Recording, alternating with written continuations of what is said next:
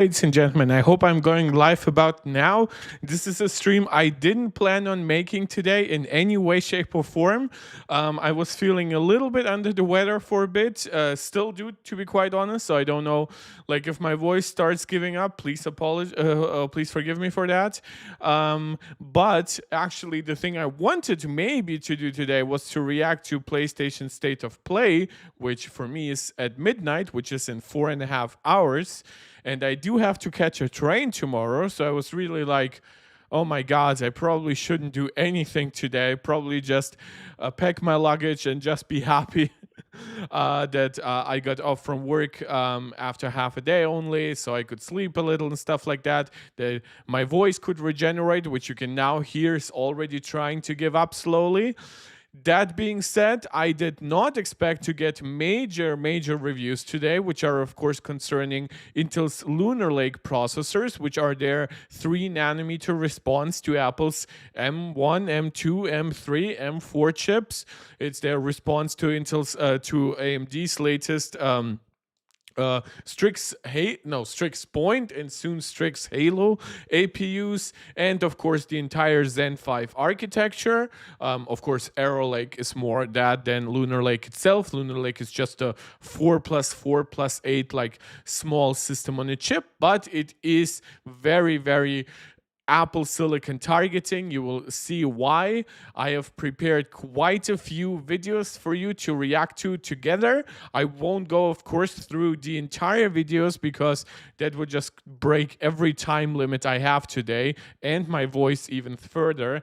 And Angelica, one of our MarkTech Pro Max supporters right here on YouTube, saying she made it to the first minute of the stream. Thank you very much for tuning in. And of course, anybody else who wants to make their voices heard, that's what the live chat is for. Before we get fully started, do all the YouTube jazz, liking the video, sharing it out to anybody who you think might enjoy it, and of course subscribing to the channel in general. Our community has grown quite a bit recently. We've had more people watching live than before, so that's very encouraging. I would love to continue that.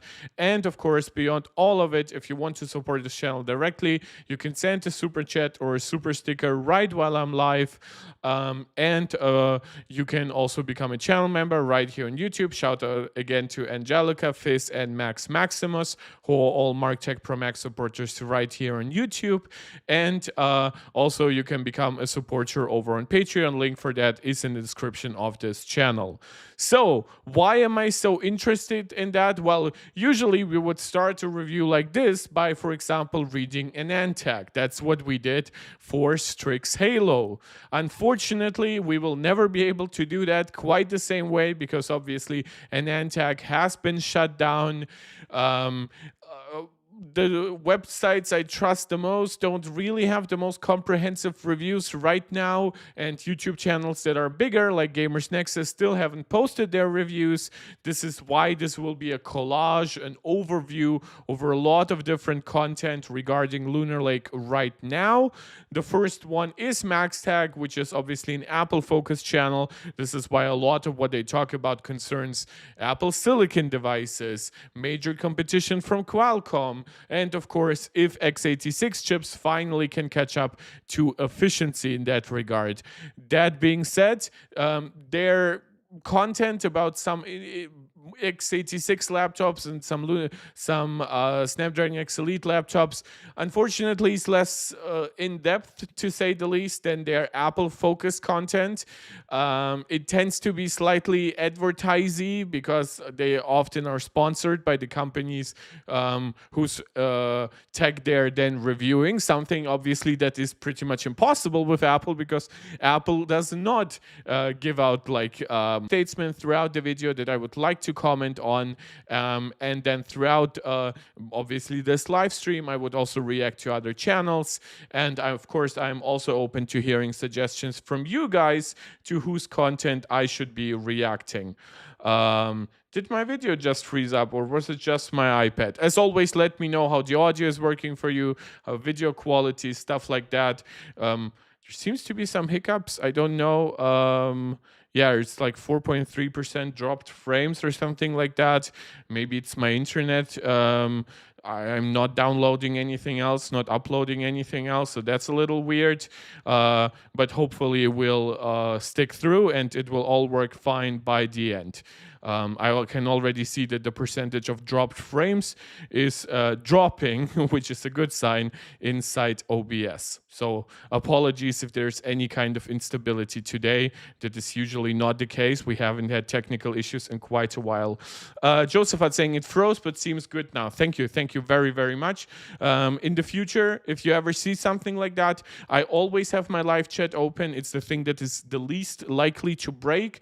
Just let me know immediately. I don't always have my iPad next to me. My iPad doesn't always have the best internet connection either, so it might be at fault sometimes for me. So let me then know immediately, right? That would be a big help. And with that, I think we can actually look into what the MaxTech guys have to say. Covered and the X Elite, and it did get beat out by this 14-inch MacBook Pro with the M3. Of course, this is the bigger, heavier one.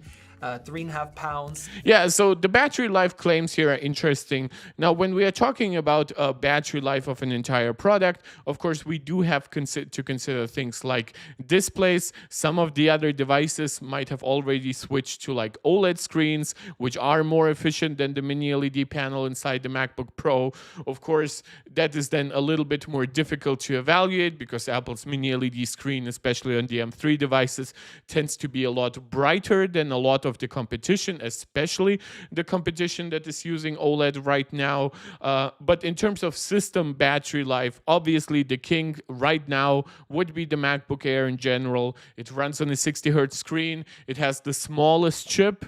So it is but the chip still isn't like in any way overpowered by the screen resolution, screen refresh rate. And when we then look at the 14-inch MacBook Pro, that one has a higher battery capacity, but it runs its chip at slightly higher frequencies. By default, the peak frequency is about the same, but the average system behavior is slightly different thanks to active cooling. And of course, it does have the mini LED promotion screen, which, for example, can be actually a benefit to something like video playback, because it can then just revert to 48 hertz to play back a 24 FPS video. But for a lot of the rest of the system, it just means it runs at twice the refresh rate of a MacBook Air. The other battery life claims seem to be about correct. Again, these devices are the ones with larger capacities. So whenever we bring the MacBook Air into it, and it either wins, which already makes it very, very impressive, or it only slightly loses, that's still incredibly impressive given like the 30-40% differences in battery capacity. So whenever you see stats like that, always consider there are some obvious differences between the devices themselves. Of course, the operating system plays a role, and then with all when you actually can account for all those nuances, you might actually get a glimpse into the efficiency of the processor, because obviously if you have a screen that consumes twice as much energy but a processor that consumes half as much, you know, it's a difficult calculation at that point. With the large, you close your turned on. So I don't want to see like basically their review of the Asus ZenBook S14. It's the 25th version. It feels like of the ZenBook S14. There is one with AMD and the Snapdragon X Elite. I know they always get like slightly different names or whatever, and slight changes. I don't care about that too much. I want to see what tests they have here. Boost compared to. So a lot of the recent Windows devices do tend to come with faster storage. That being said, if you upgrade to Apple's M3 Pro chips, this is where you get a storage that should be still faster than even 5,000, close to 6,000. And then you can fully saturate the bandwidth at like 6,000 or a little more if you get like the higher capacity versions. Josephat saying, you just watched the Gary Explains, which dives deep into the 18 Pro was pretty good. I might look into it. Again, I am in the midst of a lot of plans right now, so this stream is very impromptu for me. But yeah, as always, this is why I usually also recommend if you can. By the way, you can subscribe on Patreon for free. There is a free tier, so you can contact me directly or join me on Twitter, like follow me on Twitter, and then share stuff there. This is usually where I bookmark stuff. I sometimes call you guys my little bees when I tell you to move out with your hive and just collect the honey for me, right? Because that really helps to prepare for videos, of course. This one is much less prepared because these videos just started coming out an hour or so ago. Previous generation of laptops. This is where you notice that it is. So Geekbench multi-core. Now this is the 14-inch MacBook Pro with the base M3. Obviously M3 Pro will perform a lot better. M3 Max even more so. So Apple does have still the best large SoCs. That being said, of course, the M3 by itself is on the smaller side. It's designed to consume a lot less power than basically any chip here by default. The M3 Pro is basically where a lot of these other chips would be more comparable to. The Snapdragon X Elite with 14,000 is usually more even comparable to, like, in terms of power consumption, to the fully unbinned M3 Pro. YouTube Kulanchizi joining the chat saying good evening for me in Germany. Welcome to you. Yeah, it is almost 8 p.m. It's a time I usually don't stream. I don't expect the same live viewership I have been getting for like the last week, but I'm still very glad to have you guys come over here, share your opinions and of course your time with me. That's really fantastic. Thank you so much. So in multi-core, this is where the Core Ultra does not deliver the greatest results right now, being below the M3, which we of course know the M4 right now would be above 14,500 for the full configuration with 4 performance cores and 6 efficiency cores. Let's see how single core fares, because single core is usually more representative of day-to-day performance. Even a little bit lower. Test, you'll see load the performance single core in line with. So single core performance, you can see this is actually a little bit on the higher side for the M3. I usually see it at around 3,100 to 3,100, so this is closer to 3,200. And then we can see, by the way, how the rest really are basically neck and neck. So obviously AMD and Snapdragon coming with 4nm chips into the ring, having to consume more power. Obviously AMD having compatibility issues and stuff like that on Windows largely. And of course here the new Core Ultra 7 258V. I believe a journalist asked Intel what the V stands for, and they didn't have an answer. But yeah, Apple's M3 still single core king on mobile, which of course we know Apple does have an M4 already on the M4 iPad Pro that can deliver up to close to 4,000. Let's just say 3,800. And yeah, that will be very interesting in how an M4 will perform in like a 14-inch MacBook Pro with active cooling, of course. And Relay also a new supporter of the channel, but now very engaged supporter, watching every video, commenting every time live. Very much appreciated, joining the stream. Our live views have picked up a little bit, so while you are guys here and at it, please consider subscribing to the channel, liking the video. That helps a lot. I will give you more shout outs for the YouTube jazz as we go along, but I just like you liking the video, because the higher the like count, the more likely it is that YouTube will recommend this video to other live viewers. And let me just briefly check. Yep, it seems like my drop frames are now under control, but please keep informing me if there are any technical issues. The X Elite with the AMDs, of course, the M3 does perform, which 8 gigs selling Elite. It actually nope. But also keep in mind, we are down to Performance is good. It Okay, beats out so this is Cinebench 2024. This is the stress test. So this is not like the single core results. Which do they really not give the data for that? That's weird emission because the M3 gives you like 140 in single core, then Intel will give you 120, and then the rest will give you like 110. So Apple is here still has a very, very noticeable single core lead. Yes, I don't know why the maybe multi-core is still not very optimized for Apple. But that being said, of course, all the other chips here, except for Intel, do have more processing cores. So the HX 365, of course, consists of 4 performance and 8 kind of efficiency Zen 5C cores. And the X Elite just has 12 cores. So, of course, there's a difference to the 4+4 core layout inside the M3 chip. Yeah, but that being said, Cinebench still is in the progress of getting optimized for Apple Silicon. We saw that when they like gave you like 50% higher results from Cinebench R23 to the 2024 version, and we saw obviously multi-core getting improved as well, but not by quite as much. So it will be interesting if like next year like single core still stays like superior in Apple Silicon, but multi-core gets a noticeable uplift. YouTube Clanchis is saying that what impressed you about the Lunar Lake from the Phawx review, which actually I believe I've pre-downloaded it.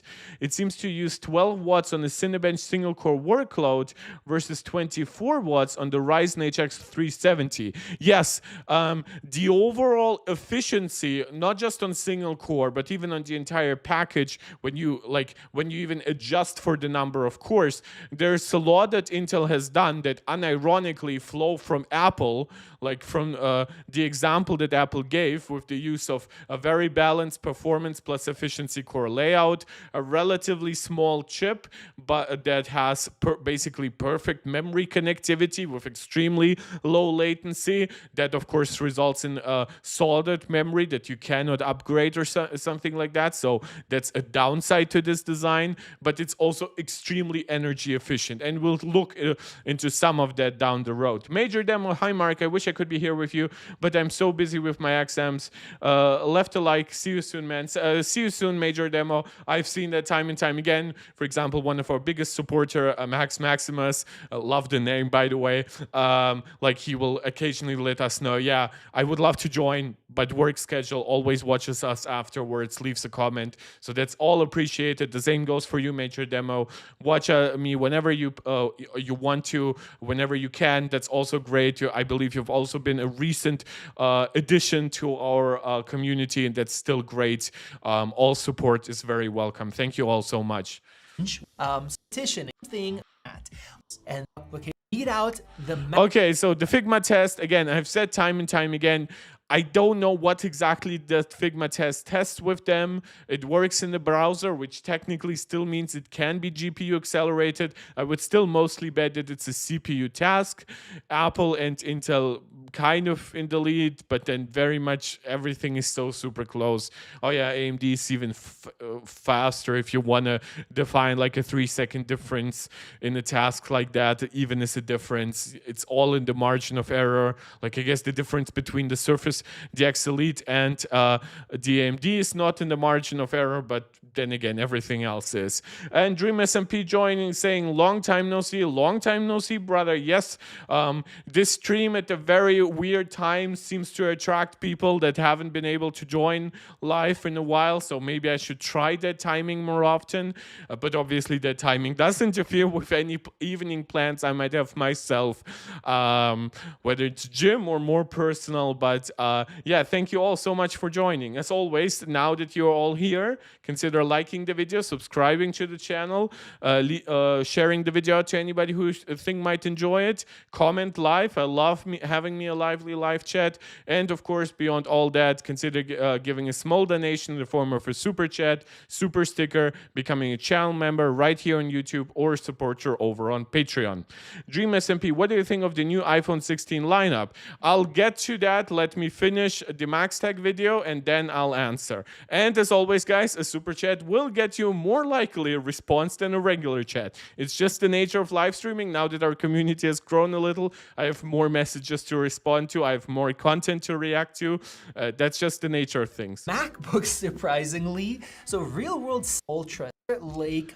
Okay, so this is interesting. This is why I wanted to open MaxTag, because I know they do use my two favorite cross-platform benchmarks, which are, of course, Geekbench for CPU and 3D Mark Steel Nomad Lite for GPU. And of course, M3 still winning out against AMD, all like giving you 70% more performance than the X Elite, and now being pretty much even with Intel's latest, which this, in my opinion, would make GPU comparisons, especially GPU power consumption metrics, very, very interesting. Now, the M3 still uses slower memory, so the M4, of course, we know does boost performance by around 20% or so.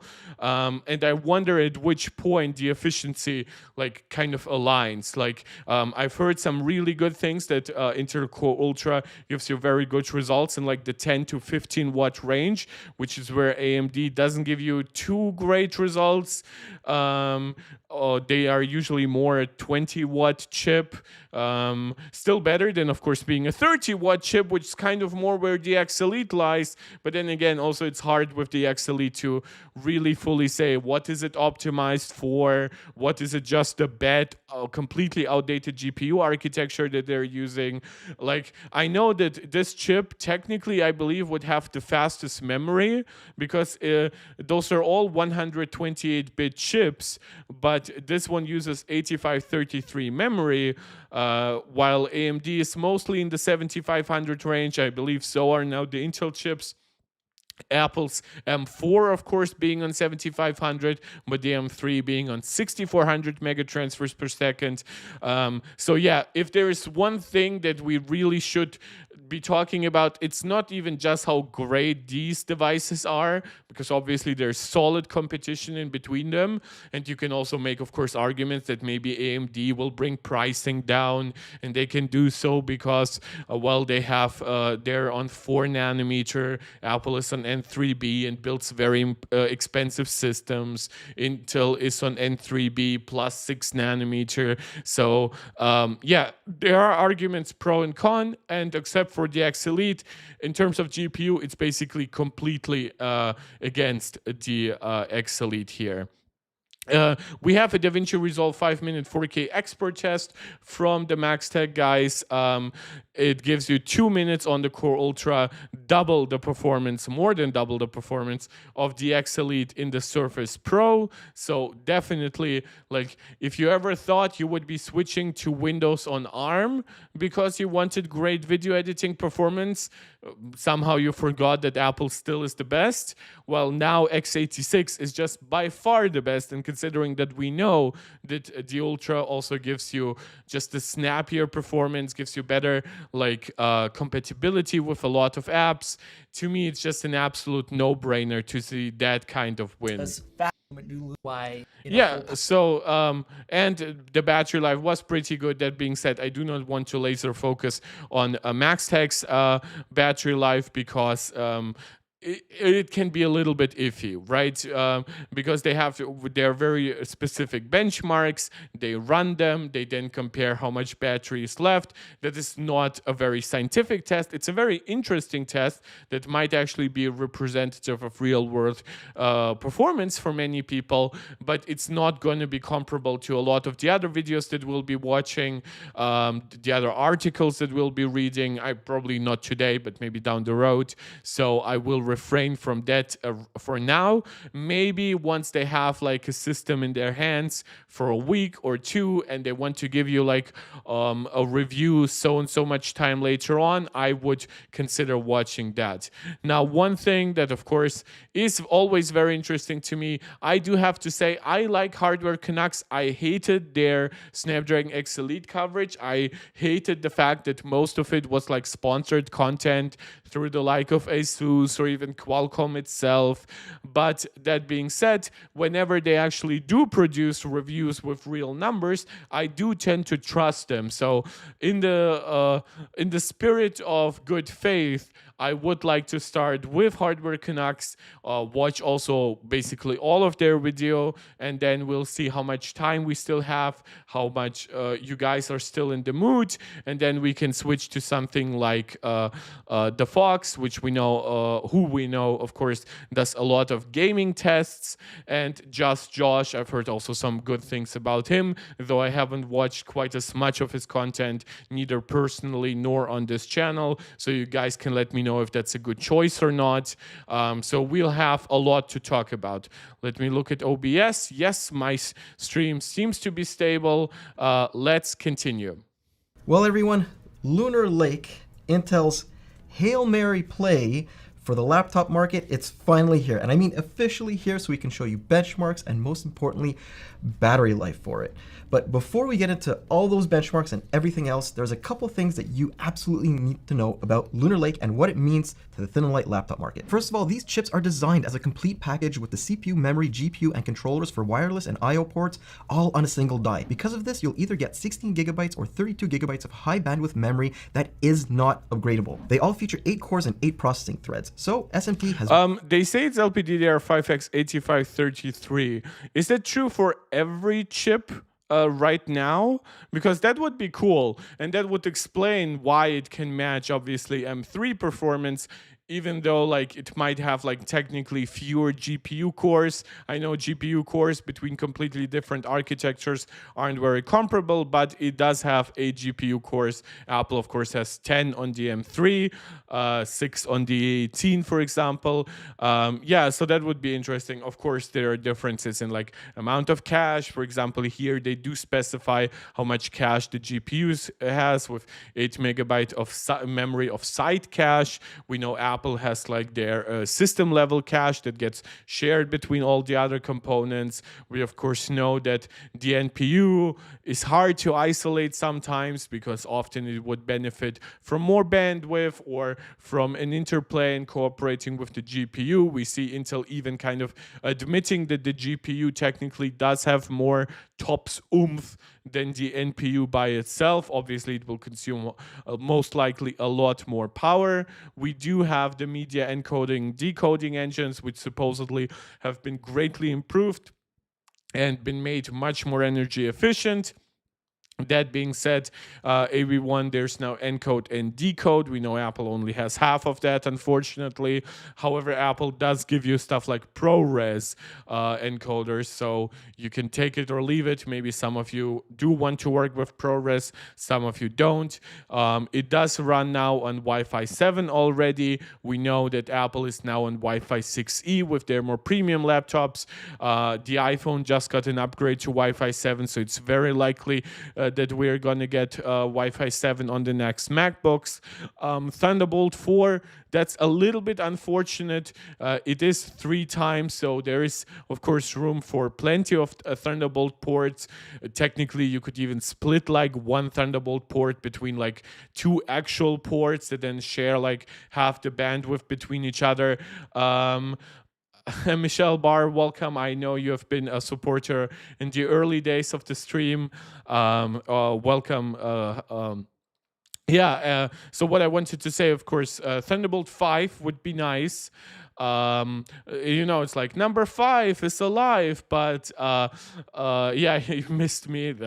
Well, you have me. I have been streaming quite a lot. You can check it out. It's been quite a doozy when it comes to all the iPhone related content and stuff like that. Thunderbolt 4, as I was saying, I would love for it to be Thunderbolt 5, but unfortunately, it still is not the case. It's been really a roller coaster when it comes to understanding when Intel will finally fully commit to what is technically their own standard. Thunderbolt 5, but unfortunately, we are not seeing that. But we do have at least PCIe storage. Like we have 5 times PCIe 4.0 and 4 times PCIe 5.0. So technically, you could connect like a really, really fast NVMe SSD to it. So again, a good chip, a small chip in a good way, right? In the sense that it is targeting lower performance levels, but does so very deliberately to also save you energy. Of course, its display output is significantly better than Apple's base M series chips at 3 times 4K at 60 hertz. And all the rest kind of makes sense, I think, for everyone. When it comes to AVX support, there will also be some differences between Lunar Lake, the mobile chips, and Intel's Arrow Lakes desktop chips, even though they're technically all Lion Cove CPU architectures. So it's all a little bit messy in that regard, unfortunately.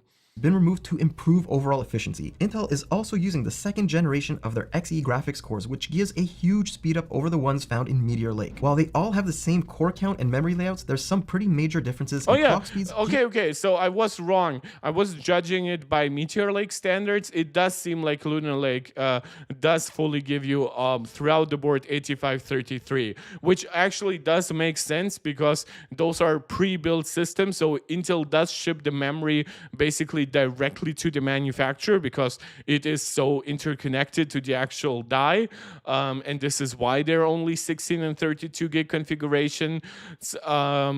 So yeah, there are no L7500 or something like that. I was wrong on that, which is actually a good sign because newer memory isn't just faster, it also tends to be more energy efficient. It has to have better timings. So if you actually have a memory controller that can support all of that, that's very, very welcome. Now, this does go all the way up to the Ultra 9 288V. The problem is you can see that literally all those chips are basically just differentiated by their clock speeds. So they all have 4 performance cores, they all have 4 efficiency cores, they all have 8 threads, they all have, well, up until the Core Ultra 7 series, they all have 8 GPU cores, and then they have a small downgrade to 7 cores with the Core Ultra 5 versions, no Ultra 3, which is interesting. And then the rest is just really, really done by, well, there's some cache binning, but yeah, we've seen some cache binning now on Apple's side as well because A18 does have fewer GPU cores, but also fewer cache. So if you ever wanted to compare it to something in the Apple world, now you have a good example. But it really comes down to clock speeds, right? You have the 3.7 gigahertz max turbo frequency on the E-cores. Even the E-cores get downgraded on the Ultra 5, going down to 3.5. And then the P-cores, this is where the biggest differentiation happens, 5.1 gigahertz, 5 gigahertz, 4.8 gigahertz, and then going down to the likes of 4.7, 4.5, and then of course on the GPU, we see some smaller clock speed differences between 205 and 185. But yeah, you see there's a lot of binning happening. Some differences here between which configuration gets how much memory. Obviously, the higher, well, they still give you even like 32 gigabytes on the Core Ultra 5. So at least you aren't quite bottlenecked in that regard. And the baseline is 16 gigabytes, which I do hope will encourage Apple to up their game to give us at least 12 gigs of standard on the M4 MacBooks, which would line up with the leaks that we have seen or the analysis of the 2 6 gigabyte modules on the M4 iPad Pro.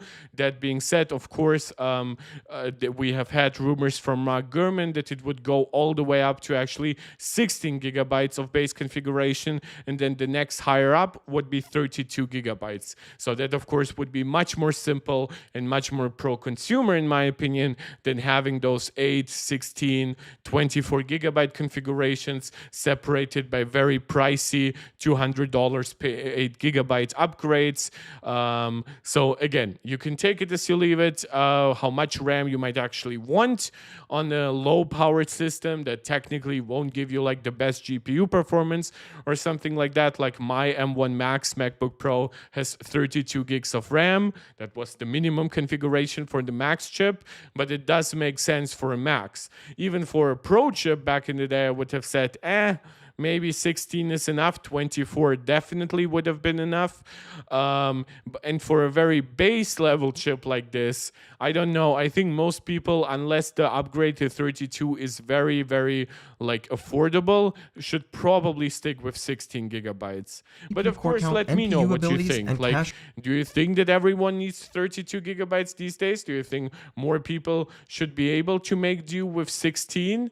Let me know. And of course, let me know just how much better is that than having 8. when comparing the Ultra 9 and 7 to the Ultra 5 models. Any model number with an 8 at the end has 32 gigabytes, while 6 means 16 gigs. Wi-Fi 7 and Thunderbolt come standard in all of these laptops. Meanwhile, all the CPUs run at just 8 lap 100 series. The focus here is not on winning any So by the way, you can see that the base power is definitely, even at 17 watts, you would see that the Ultra 5 is probably the one most comparable to the M3 in power consumption.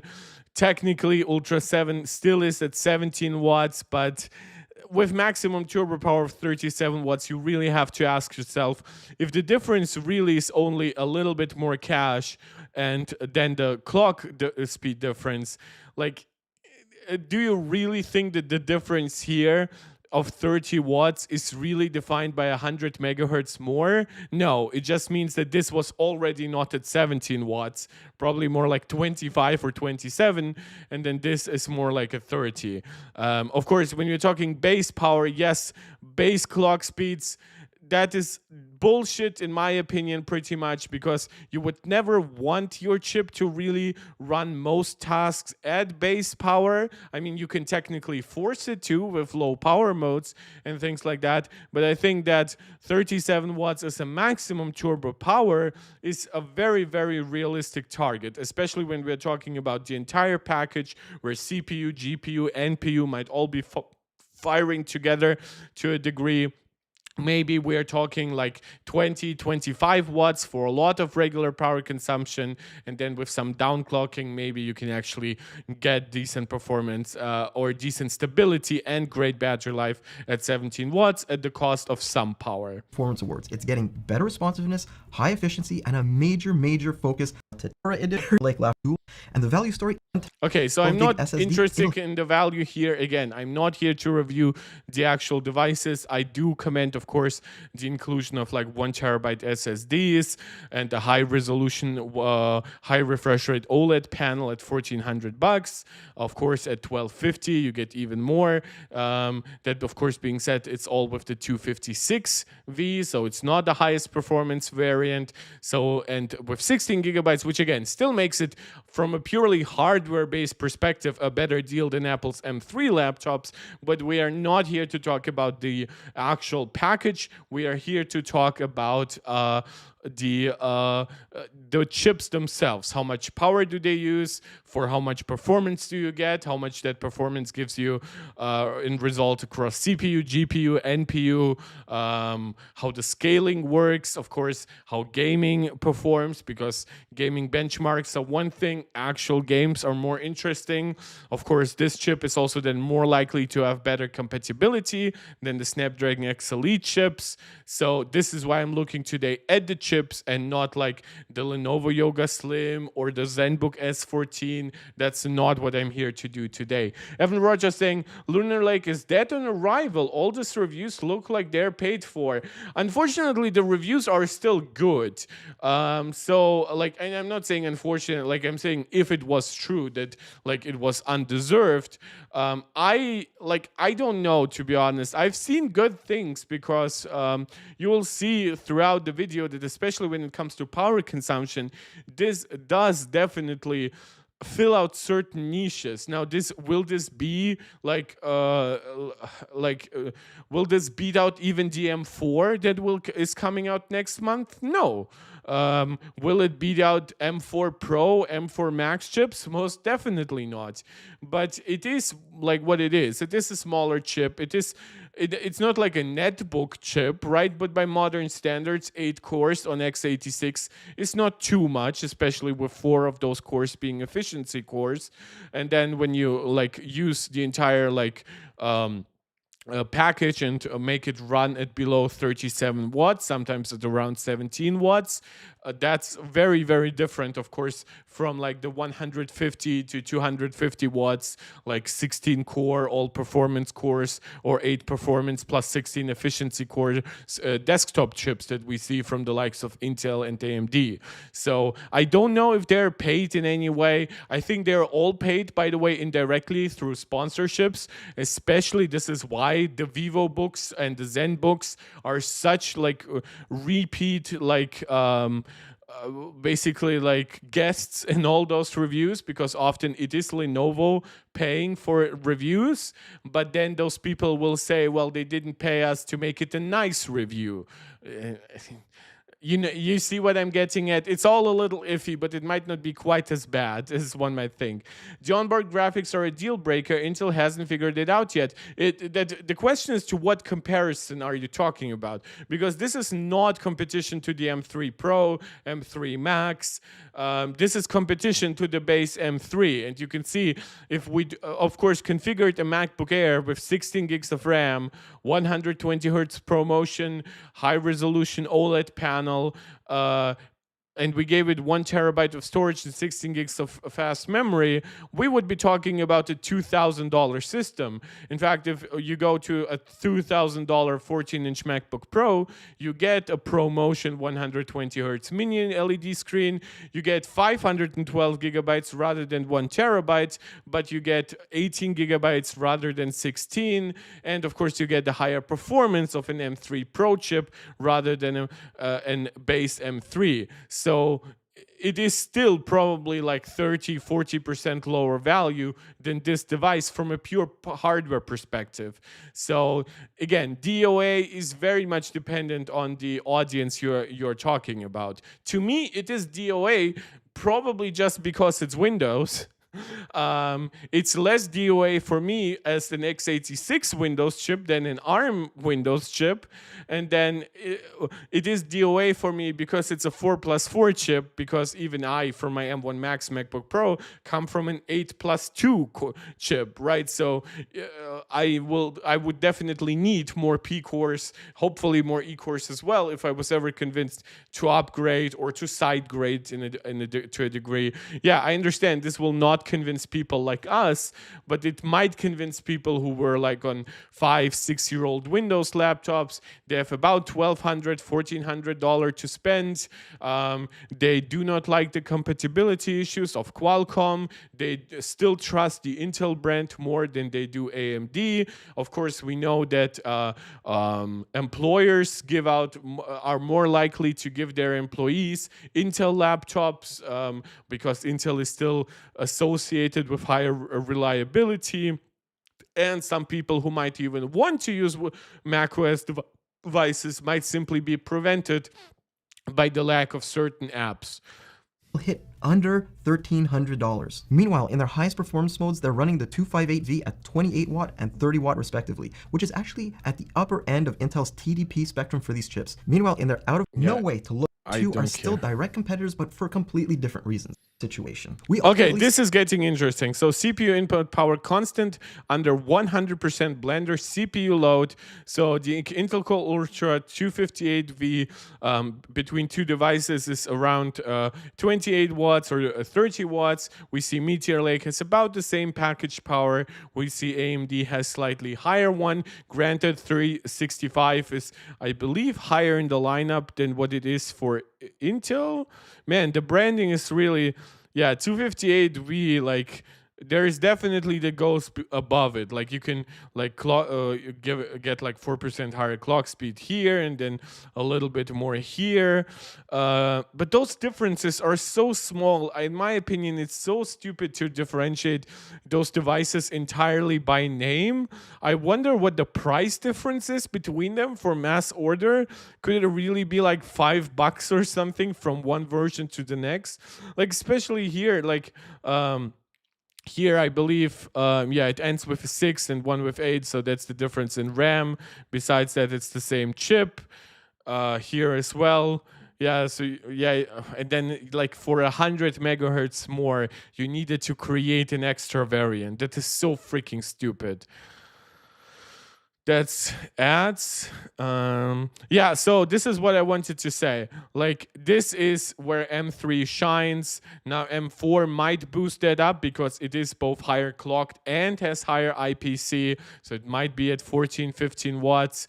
And then the Snapdragon X Elite, the absolute nightmare here at 40 watts, which again, you could argue that, oh, maybe you should get the system with 10 cores, or maybe just get one that is really low clocked.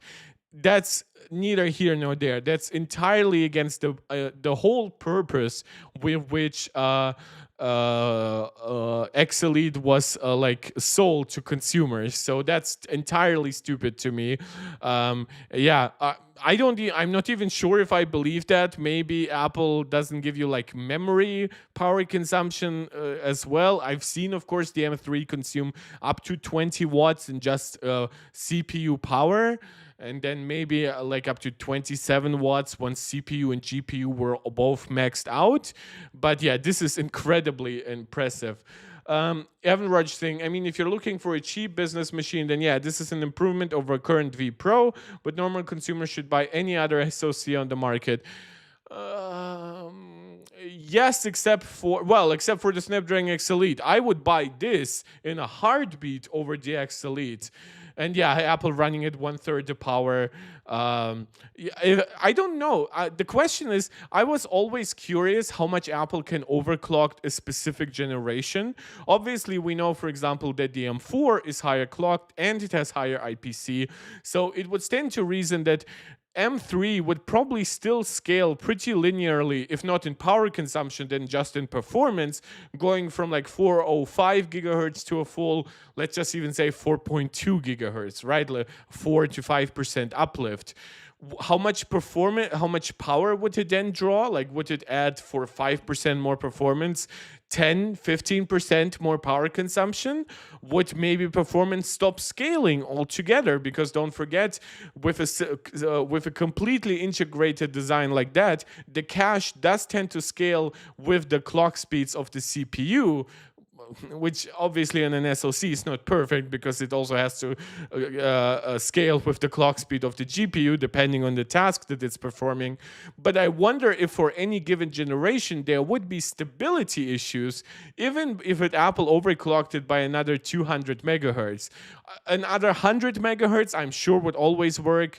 Probably another 200 too. What would happen if Apple gave it the voltage like to run at 30 watts and therefore maybe run at 4.4 gigahertz? Would it be very stable? Would it impact like memory bandwidth between how it's allocated between CPU and GPU? Maybe the CPU would then ask for much more than it does right now. I honestly couldn't tell you because obviously I'm not an architect in that, or I'm not an engineer, but it is obviously a very interesting theoretical discussion because with the Snapdragon X Elite, this is, by the way, why I try telling people, if you believe the jump from N4P, if the CPU architecture is the same Orion core on the Snapdragon 8 Gen 4 as it is on the X Elite, but it's just on a slightly newer node, I really, really want to tell you, if you think that it will run comfortably at 4.3 gigahertz on mobile, and by mobile I mean passively cooled smartphones, where it's already the least efficient 4 nanometer chip out there, I'm just trying to tell you, you're facing a big problem, my man. Meanwhile, the X1E78100 is another matter altogether. Since Qualcomm still hasn't allowed for third-party monitoring of their CPU power, we used a formula to approximate its consumption, and the Slim 7X's balance mode came closest to what we needed. Unfortunately, even in a best-case scenario, it seemed to chug back more than 30% more power. Let's even say it's still at the same like 30 watts, which would actually be good because we know it will outperform the other devices because it has more cores. Well, not the AI Ryzen 9 365. But let's just say it's a 30 watts, so it's below the Ryzen AI, but it shows higher efficiency thanks to ARM versus x86 than Intel, right? But then being so far away from Apple, it just shows you that if you want Windows, get it with x86 and live with some compromises for superior app compatibility. Don't get Windows on ARM and hope that then someday app compatibility becomes much better. That's just, in my opinion, it's never going to change drastically. I know that Valve is probably working on a Proton Proton translation layer directly in Steam that is optimized to translate from x86 to ARM. That still doesn't mean that, of course, the actual developers will start targeting the ARM, like the GPU inside, especially if it's still such as an underpowered GPU as we have seen from the Snapdragon X Elite. So I just wouldn't build all my hopes into someday it will all be fixed. Lunar Lake devices. So that's the whole laptop lineup that you're going to see in this video. But before we go on, let's hear from our sponsor. I don't know how fantastic Architecture. Higher both have significantly bigger battery. Yeah, this is one thing I wanted to show as well. Before we get into battery life results, please consider that the M3, especially here we're talking about the 13-inch version for some reason, not even the 15-inch version. It does have by far the smallest battery capacity. If you want a device that is actually really comparable, that would be the M3 MacBook Pro with, at 14 inches. Of course, that one is disproportionately more expensive in many ways, but that will give you a 70 watt hour battery. And then the M3 Pro MacBook Pro will give you even like slightly more, 72 watt hours. And then of course on the 16-inch MacBook Pro, this is where Apple gives you 99 watt hours to get you as close to 100 watt hours as possible, which of course is the limit to battery capacity that you can carry on planes. Capacities. And even with that significant disadvantage, the two Ultra 7 258V laptops get absolutely titanic battery life in our local video playback test. I mean, the ZenBook S16 was already one of the best x86 Windows laptops, but the Slim 7i beat it by a solid hour, while the ZenBook S14 hit almost 16 hours here. The only architecture that seems better in this case is Snapdragon, though what Apple does with that minuscule battery is just freaking crazy. And I want to pause here for a second, because I know that a lot of people have been seeing some absolutely this is actually very good commentary because I've seen that too. For Lunar Lake, we've seen some claims of 24 hours, and no matter what we did with these devices using our own methodology, we couldn't get anywhere close to that. And that included enabling battery saver, which we typically don't do, and putting screen brightness to absolutely the bare minimum.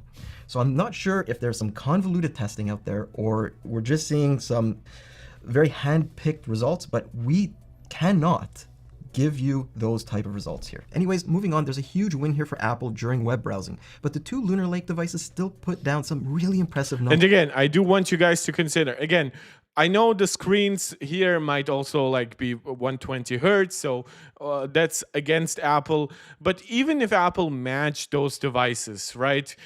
Like, don't forget, this is a 53 watt hour battery. We're looking at 40% higher capacities, for up to like 72, like 37% more, something like that here. So like 70 watt hours. This is huge. And this is also like Brave browser refresh for 15 seconds, screen set to 155 nits, default performance mode. So default performance mode is very important here because I always say Macs are great because they're great out of the box. Very little tinkering necessary. Of course, install the apps you need, set up whatever apps you want to actually always want in the background. Some apps should work normally, right? But this, the fact that it can give you over 15 hours of browsing browsing, and again, I'm not even sure if the Brave browser will give you the best results here, because obviously Safari is the most optimized browser. We just got macOS Sequoia, which also promises further improvements to Safari. So that would be interesting to see, because obviously none of these other devices have even access to a browser that optimized for the entire architecture. So yeah, I wouldn't be surprised if we saw another hour or so there. Numbers. I think the biggest highlight has to be the ZenBook S14. It uses a very similar chassis as the ZenBook 14 OLED with its 155H, but it gets a whole 2 hours more runtime despite having a... Yeah, so this is what I also said time and time again. In all those tests where the Snapdragon X Elite gave you excellent battery life in terms of video playback, you see here that it still will give you good battery life by all means. Granted, that isn't by even remotely the highest end X Elite, but it is still a decent chip. But then, yes, the second somebody comes out with actual performance, efficiency core, like a balanced design, this is where, this is what Windows has actually been missing. It's not ARM overall. It's just chips that are built from the ground up for a certain level of efficiency. That's what Apple Silicon has been built for, because it's originally for iPhone and then for iPad and only then for Mac. This is why it's so efficient. This is why Apple is always not just upgrading its P cores so they can chase some benchmark crown, but also why they constantly upgrade the E cores to give you the best efficiency in the device. So yeah, you can, this is what I'm talking about. This is why I've always said the Snapdragon X Elite is not nearly as impressive as some people make it out to be. It's just that the ecosystem was so effed in terms of what was offered there. Yeah. Smaller capacity battery. We also have to remember the Yoga Slim 7i Aura Edition is using a 15-inch screen, while the other laptops here are 14-inch or smaller, so that might give it a little bit of a disadvantage. Meanwhile, streaming video through YouTube sees all the laptops get pretty similar results, with the Ryzen AI 9 365 being the odd man out here by failing to break the 13-hour mark. I think it's safe to say though, even with all of that Windows Copilot Plus bloat, Lunar Lake is a battery life beast. And that carries into heavy load scenarios too, but we have to remember, this situation is largely... Yeah, and this is where Evan Rogers, you just pointed out that Apple Silicon used like 1/3 of the power level. This is where, now this is Cinebench 2024 on loop. So again, this is still not the task that is the most optimized in the world for Apple Silicon. It's largely here because still Cinebench 2024 is better than R23, which I would never use for anything Apple Silicon related or even anything ARM related in general. But you can see under heavy load, of course, we can try to differentiate the output and raw performance, but we are looking here at the best result coming from the device with the by far smallest battery. So of course, if you consider then something like the MacBook Pro 14-inch with the same chip, better cooling. Yes, the chip will run at slightly higher wattage, but will now have a 40% larger battery capacity. That will definitely put you far and above beyond the rest. And this is also where, of course, the Qualcomm X Elite here, we should never forget, this is not the highest end X Elite by any means. Dependent on the amount of input power each system is willing to give their processors while under load. So other than the MacBook, every laptop here gets about the same results since they're all running at similar power levels. Yeah. So when it comes to battery life, I would say mostly it's mission accomplished for Intel. They're really seeing some impressive gains. But I do have one disappointment that I wanted to broach already, and that's simply the fact that Lunar Lake has been designed to simplify laptop design. The PCBs on these laptops are significantly smaller than we typically see on other types of laptops. I was really hoping to see manufacturers start taking advantage of that space savings and popping in a bigger battery. Can you imagine? The problem is logistic chains. The batteries that we are seeing here are the batteries they have already committed to producing or buying. The chassis they have is already the chassis they have. They are much more likely to give you a slightly larger fan, which they have a buttload of different fans to choose from. And while they could still easily like battery manufacturers are very, very flexible. You can easily tell them, oh, I don't want 70 watts, please produce 74 watts for me, or for something like that, just a 5% increase. There is still the point to consider that if you have already mass ordered like a million 70 watt hour capacity batteries, because you know they will fit into the AMD system, you know they will fit into the newest Intel system, it's next year where you would optimize the device then for whatever Lunar Lake 2 is. And don't forget, there's still Arrow Lake, right? There's still higher capacity, like higher performance, more cores, whatever, even more RAM than Lunar Lake coming from Intel. So if they potentially want to reuse that entire chassis with most internal components, well, guess what? They can just make that PCB use that space that they now basically don't use with Lunar Lake, and give you still basically the same system with the same battery capacity, the same speakers, microphones, the same keyboard, whatever, and have very, very little headache about it. Of course, if they really want to create a fully optimized system from the ground up, that's up to them. That unfortunately has been happening less and less so. Like I think a lot of people hoped that it would happen on the Windows side with Snapdragon X Elite. A lot of the devices we ended up getting still are very, very similar to the AMD and Intel counterparts. Nobody was like bothering to create entirely revolutionary designs there. But yeah, you can also argue it's probably not that necessary. Like, and if they gave you larger battery capacity, that still comes with potentially higher prices. Like at some point they will have to hand like a higher production cost to the consumer. So even if it's just a little bit, let's just let them live with the logistics they already have. Either of these laptops would do if we were looking at maybe like a 75 or 80 watt hour unit in them.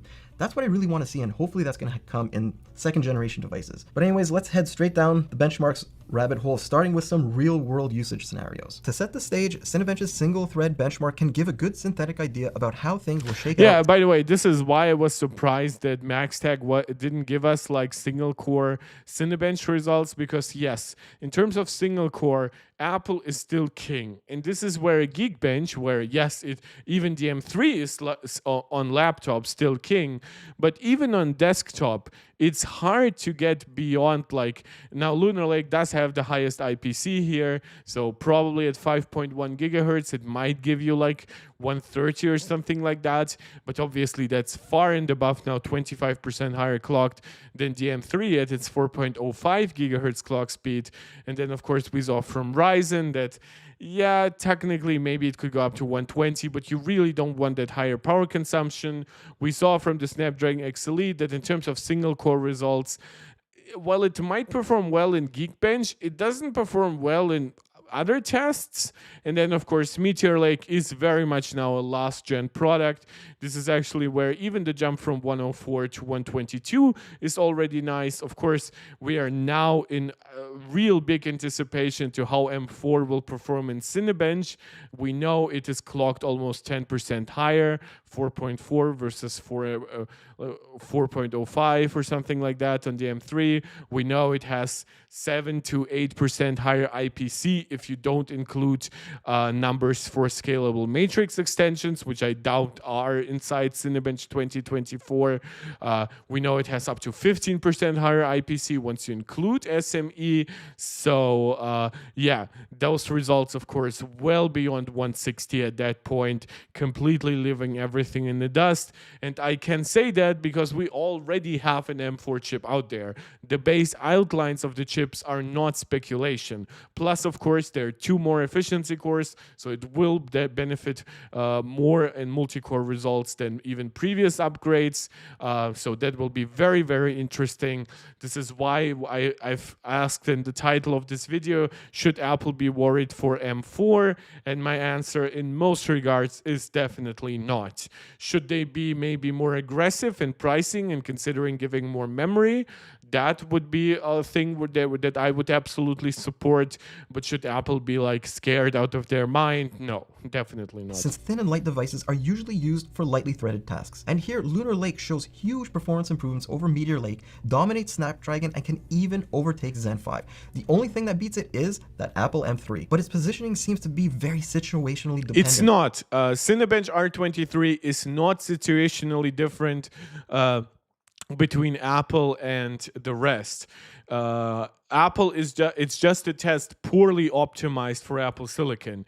I mean, it makes sense still when you consider like Apple Silicon came out late 2020, right?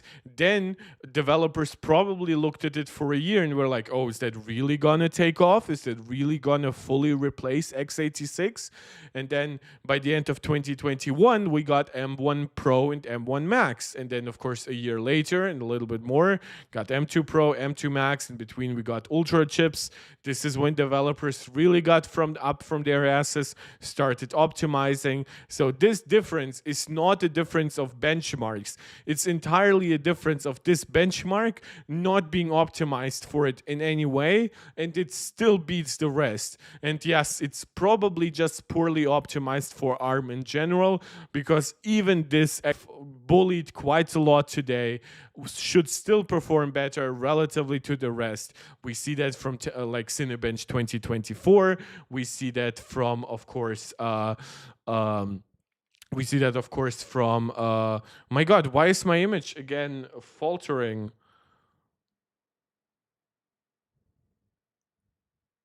Is my PlayStation trying to download something, or Jesus? I'll just briefly check if my connection is stable. You can never trust tech. Guys, let me know. Are there connectivity issues for you here? Because in Cinebench 2023, things sort of flip around on their heads. While the 285V does show a healthy improvement over the 155H and just embarrasses the X1E78, the Ryzen AI 9 365 is now slightly ahead. Moving on to a more real-world scenario with Office apps shows the two Ultra 7 258V systems well ahead of every other Windows-based laptop, even though a number of these tests do rely a little bit more on the storage system. Yeah, these tests, they're basically like every system you will buy these days is more than fast enough for these tests. If you want to maybe participate in some Excel like World Championship, which I found out recently exists, you probably want a system with a lot more memory and something like that, and just the highest amount of cache you can get or whatever. But yeah, those differences are really like completely minuscule. For file saves. They also compete really well against the MacBook M3, which had amazing results in some programs while it struggled in others. I mean, did it really struggle in others? It struggled to destroy the rest, right? Like, yeah, it technically struggled in Microsoft Word, which again, there is Pages, but like, do you really consider that a struggle? Do you really think that that will make up a huge difference in real world performance in Word, right? And then, of course, in Excel, basically all is matched, and then it wins like by a lot in Photoshop.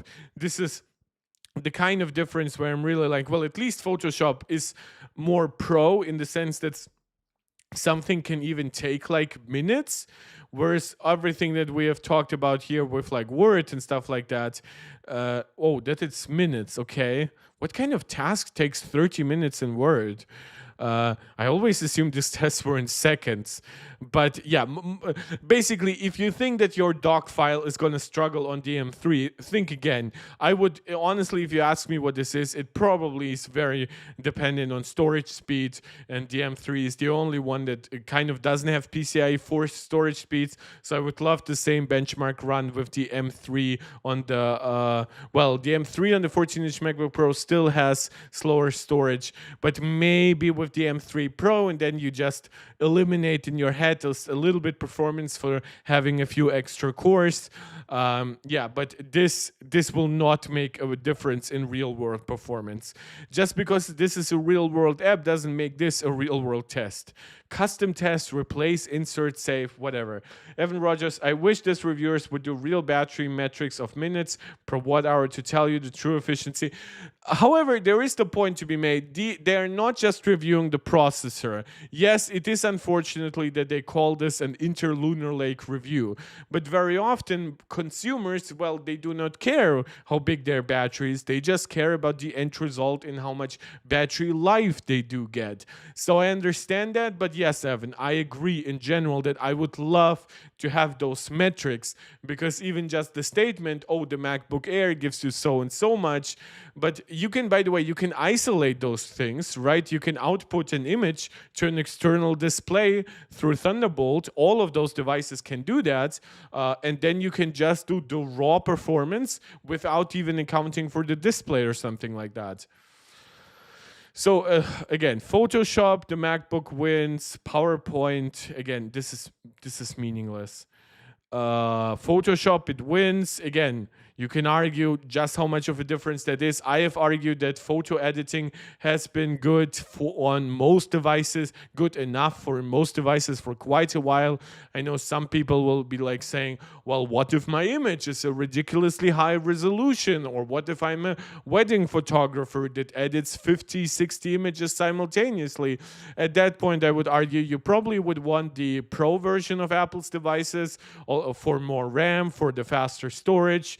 Like I would want at least a system with 32 gigs of RAM for if you're like simultaneously editing a lot of photos, and to just be like future proof, because why would you ever want to upgrade for photo editing these days if, let's be honest, photo editing has been figured out for years. It's video editing that can still be like, especially if you are above 1080p, can still be pretty taxing.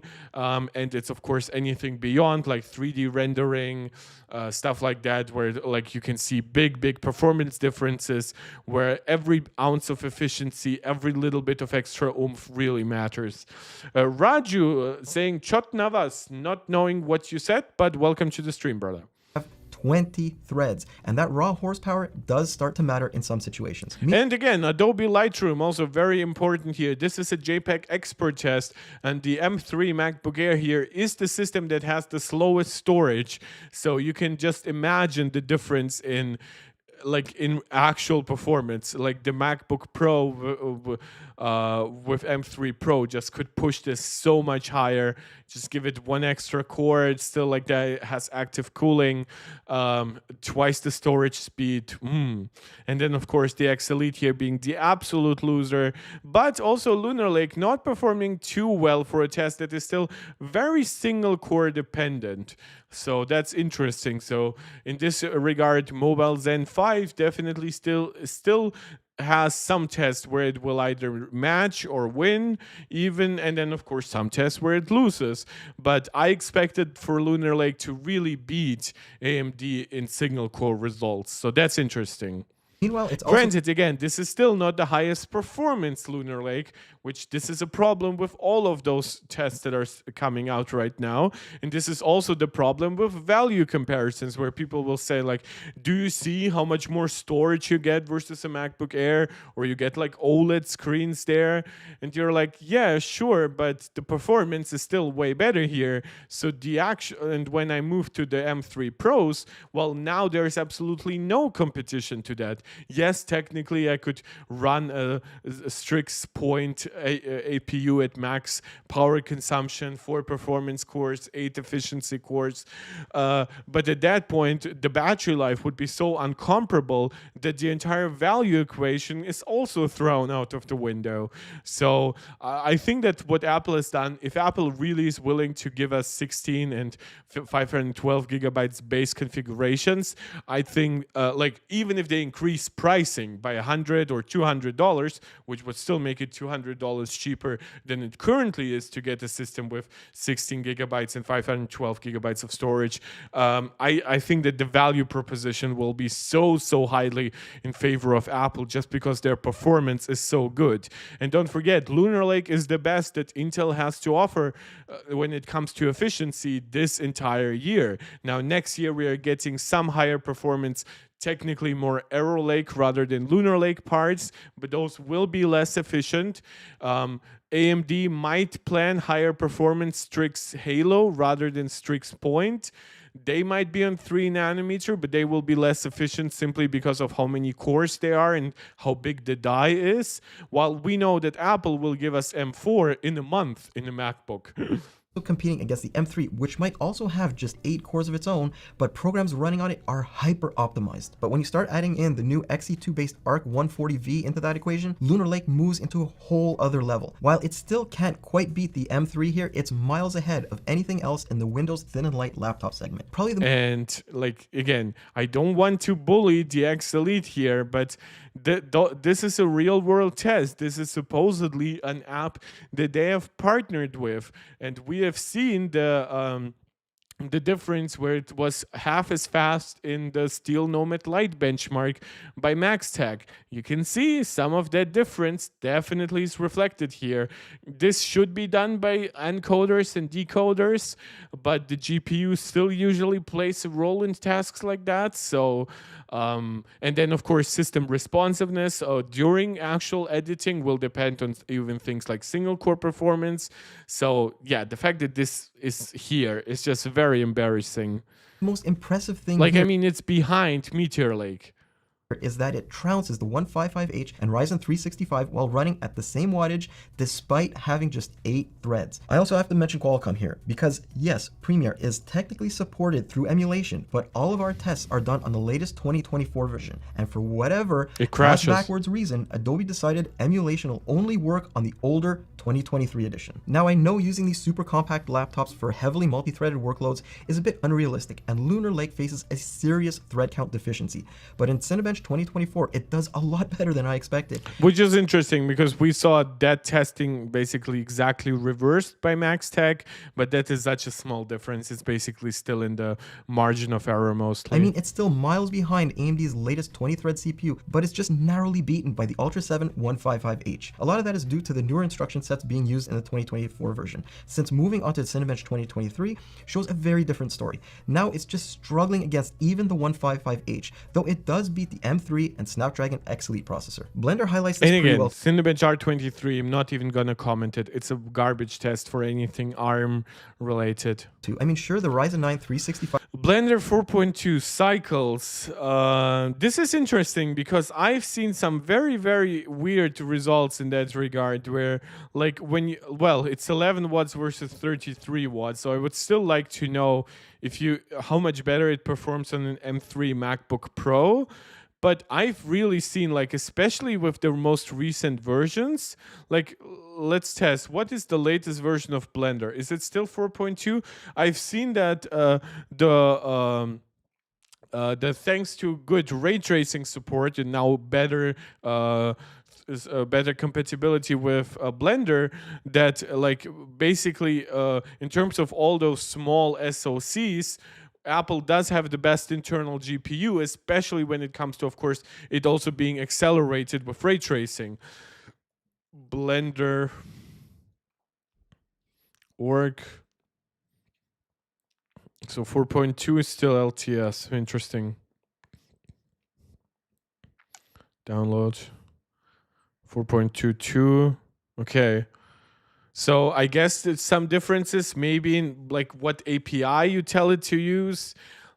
I don't know. I've seen very, very different results for Blender. I'm not trying to say, oh, Apple has to win here or anything to satisfy me.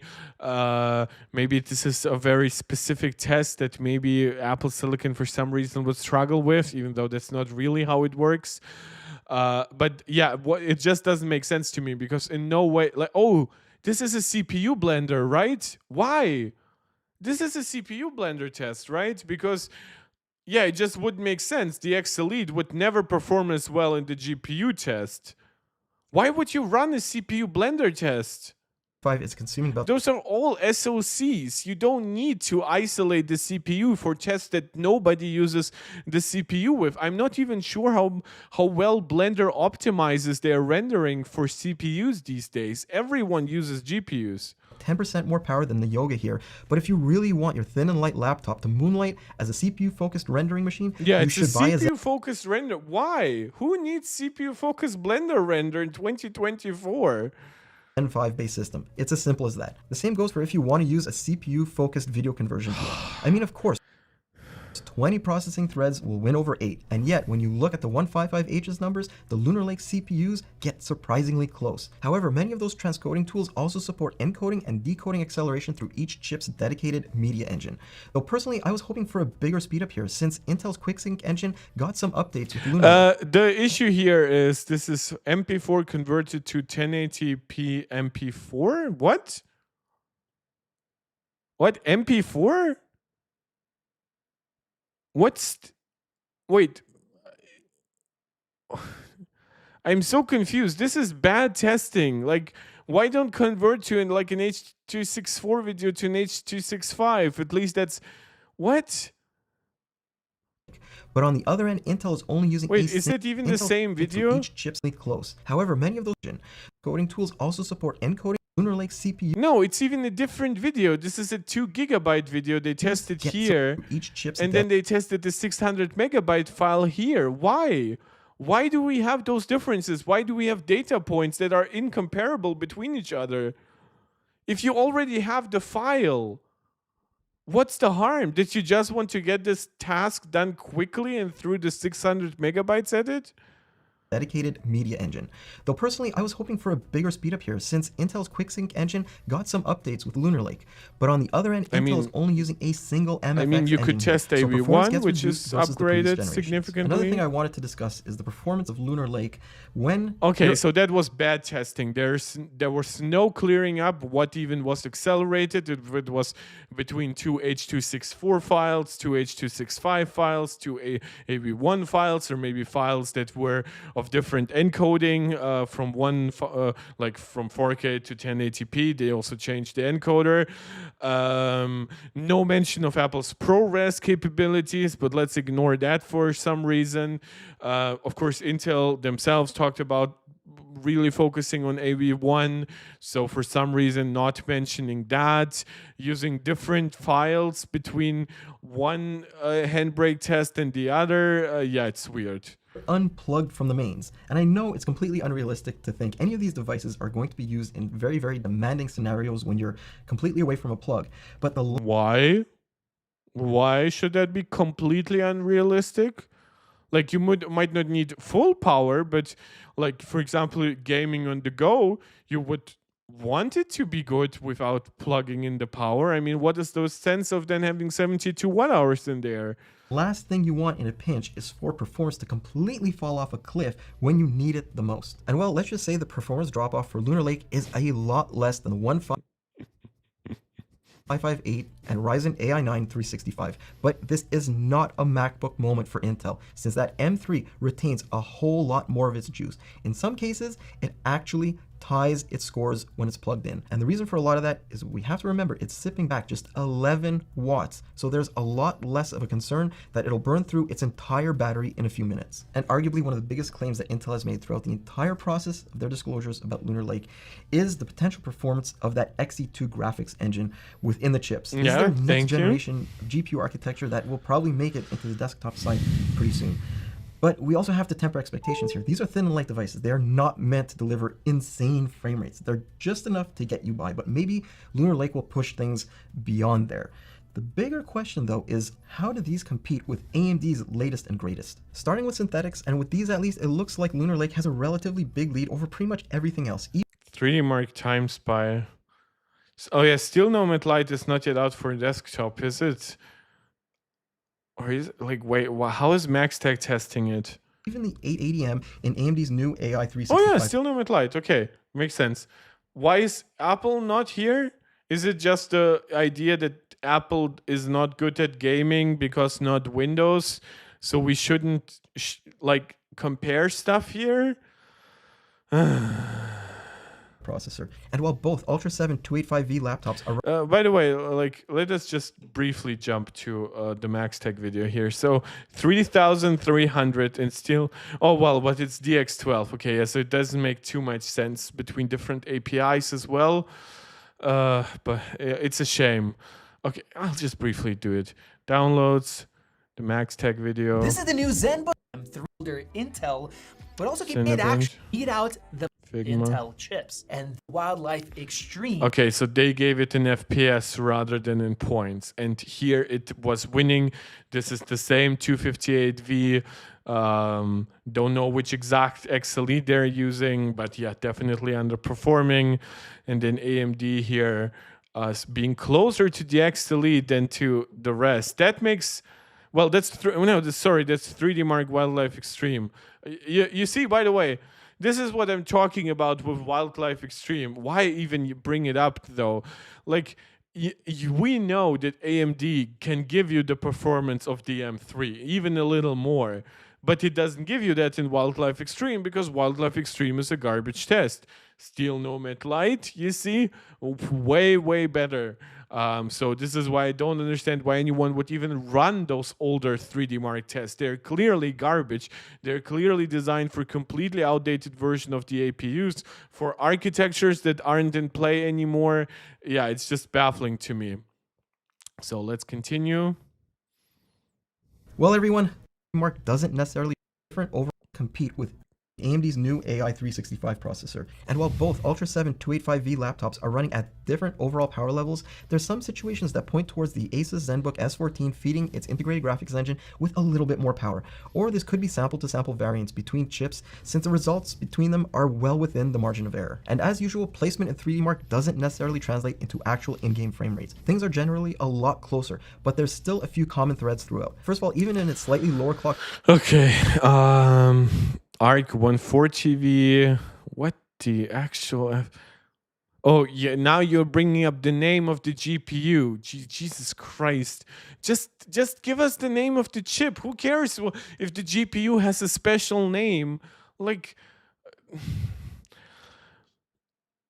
So it beats out AMD. Form in the 258V, the ARC 140V beats the 880M in almost every single title. It isn't a clear sweep though, but it's pretty close, and you have to remember the Ryzen chip is pulling about 10% more power too. Meanwhile, Lunar Lake also represents a good frame rate boost over the 155H, with the biggest differences being in newer games that are GPU rather than CPU limited. It usually hovers around the 15 to 25% mark, but those 1% lows get a much larger shot of adrenaline overall. Of course, the Snapdragon processors should really be avoided if you're thinking of gaming on your laptop. Even now, months after launch, compatibility still struggles. So where does this all leave us with Lunar Lake? And there's a couple points that I wanted to bring up. Really? Oh, okay. Yeah, I didn't like that.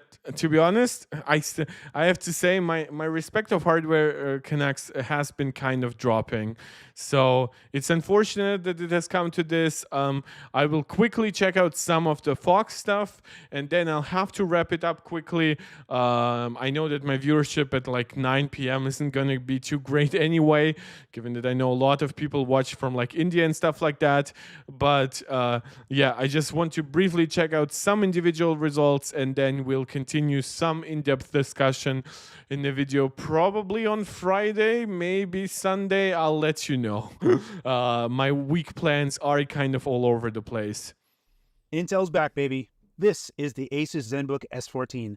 This laptop is stellar, and truthfully, Asus has been knocking it out of the park with all their laptops as of late. I do have another Asus laptop review, which is their Tough series, which is their 258V and the Okay, so this is the basic stuff. This is the laptop itself. We're looking to push this device to its power is basically 4.8 watt on average. This will get us to about 15 hours on that 72 watt-hour battery. That is sensational. And more to the point, what I'm doing when I show you this is that the display is on at half brightness. So that includes power for the panel. Hoping for a bit better, especially because we're pushing it to its absolute mouth. Okay, CPU package power is 20 watts. GPU clocks are 1800. Total system power is 25 watts. Total power being used is 25 watts or 3 hours of battery life in this example of playing a game. Okay, so package power, I assume at this point means the entire package and not just the CPU. And 6 watts come from everything else, from the motherboard, from the display, from the modem. So we're looking at 15 hours to basically like 2 hours and 10 minutes. Very quickly, talking about standby time that you can expect on this, I honestly was hoping for a bit better, especially because we were going to have that new memory on package design for Intel Lunar Lake, where memory is going to be on the package itself. To be honest, that like standby time has a lot more to do with system optimization than any single like architectural difference. Yes, you can go completely crazy with optimizing for efficient or by creating great efficiency cores on package memory and things like that, but that won't help you if the system itself isn't trying to actually preserve power, isn't actually trying to smartly allocate resources. Unfortunately, it looks like we have the same standby issues that it plagued all Windows laptops as it is. Yep. Now, Asus does a thing where they will do a hibernate assist mode where it sees that if it's using a lot of power in standby mode, it will automatically slip into hibernate for you automatically. Now, when you hibernate, it actually fully powers down the system and everything in RAM gets free. Which is bad because now it's not actually standby time. It will need longer to power up. Now, that is a small difference, yes. But everything else, like handling background tasks, updating apps, getting push notifications, all those things will vary from like being either like subdued to being turned off completely, which of course forget the entire premise of standby mode, which is when Apple claimed that an iPad can give you 30 days of standby time and 10 hours of usage. They were always very adamant that in that standby time your iPad would still keep doing shit. Now there's of course a difference between how much an iPad can do without going from 30 days of standby to like 10 days, but at least receiving stuff like push notifications, which of course is very important more for an iOS or like a mobile device than even a laptop or a desktop. Yeah, it's just very interesting to me. Like this would be completely unacceptable behavior on Apple. Like yes, you can of course in system settings make sure when the system actually like really powers down, you can configure between apps like which ones do you want to have background app refresh, which also impacts stuff like standby time. But yeah, this is weird. Into disk. This is Windows. This has nothing to do with the chip. chip. It's not an immediate return to standby time. Now, even inside of these confinements, even inside these limitations where I have this assist mode on here, in a 12-hour look at standby time, we still used basically 10% of the battery, which is around 8 watt-hour from the battery. What? That means that in 5 days, you're losing your battery, right? Like if you're using 10% in 12 hours, that's 100% in 120 hours, and 120 hours is 5 days. Out of 12 hours. That is really not a great showing and something that I really wish that they did better. CPU benchmarks, we're going to take a look at Cinebench R23 in 2024. Okay, I don't care about R23. 15 R23. watts for the processor, the single core processor, to achieve that result. Okay. Is only taking 15 watts for the processor, processor, 15 watt single core. That's definitely good by x86 standards. Processor to achieve that result. When we compare this to AMD Strix Point, their Zen 5 mobile part on the HX3070, we can see that we're getting a single core score of 110 points. However, we're using around 23 watts on average. Big efficiency So if we difference. just take a look at the single-threaded score, the single-threaded speeds on Intel's Lunar Lake versus AMD Strix Point, what we're seeing is that we're getting around a 10% performance boost on Intel Lunar Lake. However, we're using 8 watts less. That is huge. We're getting better performance on single-threaded and using sensationally less power. That is something that really needs to be talked about because Intel's Lunar Lake is showing up really good here. Before we get into the gaming benchmarks, we do need to talk about Intel's general driver problems that still plague Man Arkham Knight the best. And this is, again, something that Intel... Like, again, I know driver issues will happen, but that's above me at that point, or below me, like, to analyze driver issues on Windows. Intel just generally needs to fix. All this to say that Intel is behind the 8 ball on the driver situation still to this day. They are making good progress, except that I'm not able to test everything. Then I did this generation, which would be Meteor Lake. Okay, so Cyberpunk 2077, Steam Deck preset, 720p, 25.8V, it's specifically 28 watts, 60 FPS, Meteor Lake at 48. Wait, why is it only an Intel comparison? Where is AMD? Specifically the 155H. 120p, like we're and Antic looking a lot on 14-15% better on our point. Previous where's AMD? Good showing. Overall, I all the way to the left. You're gonna want to make sure play is on 1%. I am going to be comparing the Ally X in this one instance with Lunar Lake only because on Strix Point, the launch day benchmarks that I have for it is on 1%. Wait, where's AMD? And the last game we'll be taking a look at is Returnal. Again, it's very it's comparable. It's like really good. It's in terms of what ROG Ally Z1 Extreme. Okay, so that's AMD. That's so weird to call it like Intel Arc, but not call it at least like an AMD Z1 Extreme. Did I miss out them testing it out earlier?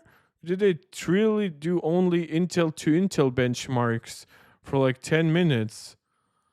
So I guess for like a really good architectural comparison that makes sense, but I still would like to see more focus on, like, I don't care about Meteor Lake. Who the F cares about Meteor Lake at this point?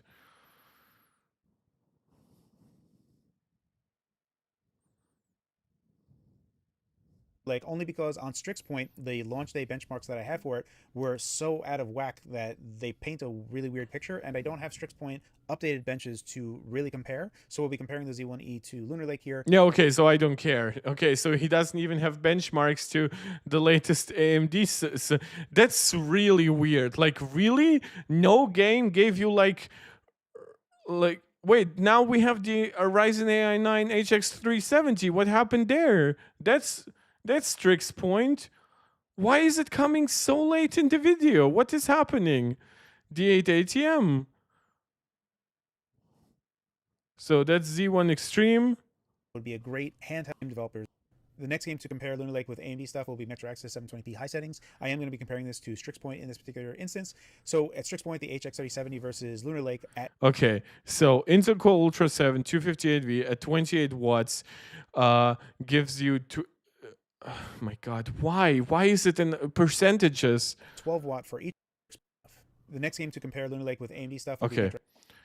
43 FPS, 10% faster than AMD. And then AMD gives you about all its performance still at 18 watts, while Intel plummets if you give it a lot less wattage. Access 720p high settings. I am going to be comparing this to Strix Point in this particular instance. So at Strix Point, the HX 3070 versus Lunar Lake at 12 watt for each of them, we can see that Lunar Lake is around 11% better on averages, 36% better on 1 percentile, and almost 2 times better on 0.1 percentile. So Lunar Lake is really doing a fantastic job here inside of these scopes, and Lunar Lake should be using less total system power than Strix Point is. So this is a really good result from Lunar Lake, showing the better performance on memory bandwidth as well as how strong the GPU is generally. 17 watt on Lunar Lake versus 18 watt on the HX 3070. We can see that the HX 3070 gets a tremendous bump, and on the HX 3070, just that 1 watt difference, we're looking at a 63% better on averages. On our 1 percentile is 20% better for the Strix Point. However, our 0.1 percentile is 20% better on Lunar Lake. So this is a really interesting turn insofar as how it seems like stability suffers really on some of these chips at certain power levels. Maybe Intel needs a certain level of power to also like feed the memory, and maybe that isn't fully accounted here with AMD. But yeah, it's a little weird, these results. Now, ultimately, no matter which way we look at this, even when we're pushing a lot of wattage, these particular settings, and the thing is, even with these lower resolutions and low settings, the game is still outrageously demanding on GPU. Okay, so you can actually see here, these tests make a lot more sense. On average, Lunar Lake does win. It is more efficient at higher power consumption and faster. It is about the same performance between 17 watts. And at 12 watts, it pushes far ahead here. So that's nice. At least it's something. But so, like, what? Like, have all those games been Returnal and Maxtra? Well, no, there's Horizon. It's just you didn't.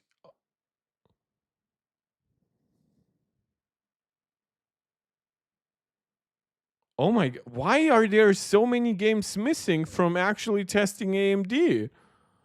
Like, you have Horizon Zero Dawn. Test it, please, not just with the Z1 Extreme. Please test it with the latest, RDNA 3.5 GPU, like the 890M inside Strix Point.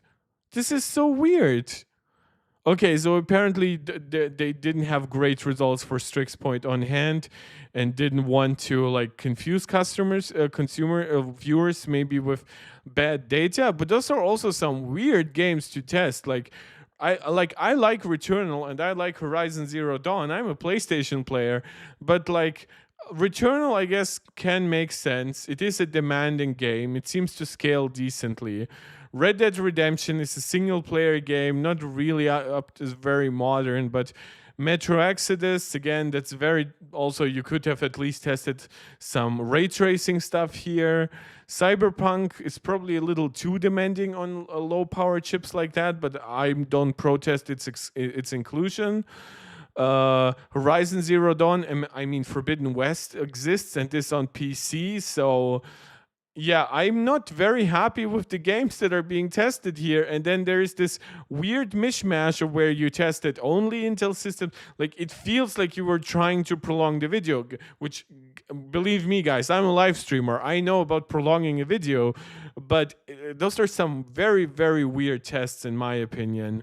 But yeah, if that is true, then it seems like Lunar Lake should be the new default choice for handhelds, at least until when driver issues are figured out, more so than Strix's point. Yeah, but I guess I'll have to like do more research because I've been now streaming for 1.5 hours. I still am missing like some proper conclusions. I guess the Hardware Canucks video was kind of the best in a way when it comes to getting a lot of data, at least in a reasonable amount of time, though there were some questionable stuff in there. And this video probably isn't very for me. Maybe it's what his audience specifically wants. I'm not saying that anything he does here is specifically wrong. It's just very unappealing to me personally. Obviously, we do not have an Apple included in any way, which, again, I'm not asking for everything, but there are some games that work between systems. Even smaller titles like Stray are now on macOS. You could test some of that, even if it's just for intellectual curiosity. I do not begrudge him that. It's more a criticism for the Hardware Canucks guys. But yeah, I'll have to see what. Like, I know they haven't yet posted an update, a review, but like Hardware Unboxed. Yeah, so they just did a God of War benchmark. Ragnarok came on PC. Gamers Nexus doesn't have anything, and then the rest. Yeah, I do have more stuff pre-downloaded, but I don't think I want to spend my time on it right now. I'll have to do some more research into it, and then maybe down the road it will be a very good comparison once some driver issues have been fixed for Lunar Lake. Maybe M4 comes out and actually gets a few more games, some cross-system existing games. Maybe the Phawx gives us more benchmarks that do include the more high-end AMD APUs, and then I'll have a look into all of this again. That being said, that's about it for today's video. It's been a slightly smaller stream that I've done recently, but again, whenever we look into reviews for like AMD or Intel stuff, it's always a little bit more iffy, because my knowledge about Apple Silicon is, of course, far greater. I also would love those reviews to focus a little bit more in comparison to what is, in my opinion, the most impressive architecture in the market, actually. So while I do understand the focus in comparing Intel and AMD, well, that was certainly what I was hoping to see between Lunar Lake on the Phawx video. I fully understand if he doesn't test Apple Silicon, but then there was some data missing. So I guess hopefully the next few days, weeks, months, definitely we'll be getting more data, more stuff that is fully optimized, a few driver changes here and there, and then we should be getting a pretty comprehensive image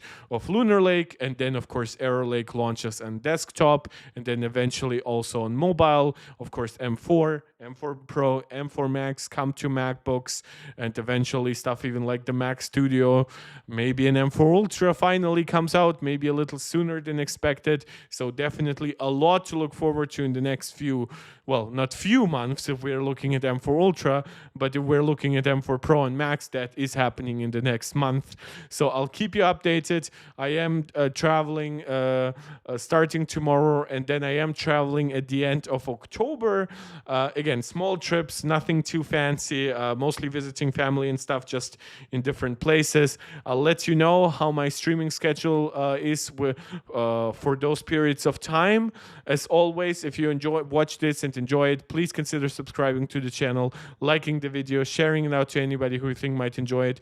And as always, when you catch me live, make it a lively live chat by commenting in the live chat, or by, of course, please comment once the video has already been uploaded. That helps out a lot with the algorithm. And if you want to support this channel directly, you watch me live, leave a super chat or super sticker, or consider becoming a supporter right here on YouTube as a channel member, or over on Patreon. Of course, all support is very much appreciated. And beyond all of that, thank you so much for just joining in, for just watching. Our last few videos have performed pretty well. I would like for that to continue. We have more live viewerships. Definitely not at 9 p.m., but I'll keep in mind that maybe between 6 and 8 p.m. should probably work pretty well in the future. My time, Germany, of course. And as always, let me know what you would like to see me cover next and what times I should consider streaming next, so it works out for you. I always love having the most amount of people here, the most engaged audience. That always helps make it the best live streams I can create. Thank you so much. I'll see you guys next time. This is Mark Tech. Tune in.